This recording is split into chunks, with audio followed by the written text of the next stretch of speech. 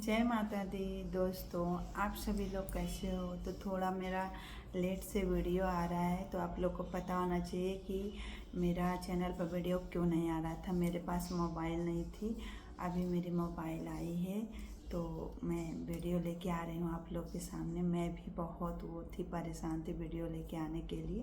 तो चलिए मैं माता का एक भजन के साथ माता के भजन के साथ शुरुआत करती हूँ। तो आप लोग ज़्यादा से ज़्यादा सपोर्ट करिएगा। अगर नए होंगे तो लाइक सब्सक्राइब चैनल को ज़रूर आप लोग करते रहिएगा।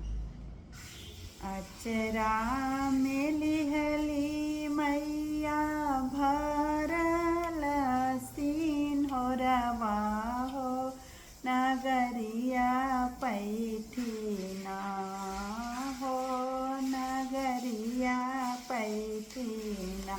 मैया मोरी बाटेली सुहागवा हो, नगरिया पैठी।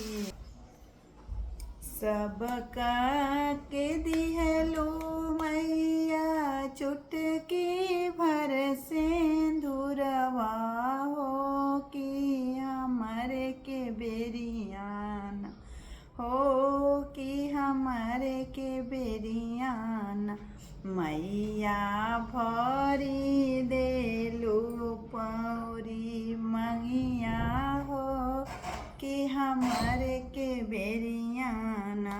मैया भरी दिहलो मंगिया हो, कि हमारे के बेरियाना। आचरा में लिहली मैया हरे नारियलवा हो, नगरिया पैठीना हो, नगरिया पैठीना। मैया मोरी बाटेली बया नरियलवा हो, नगरिया पैठीना। मैया मोरी बाटेली नरियलवा हो, नगरिया पैठीना। सबका के दिहलू मैया एक एक बलकवा हो, कि हमारे बेरियाना हो, कि हमारे बेरियाना।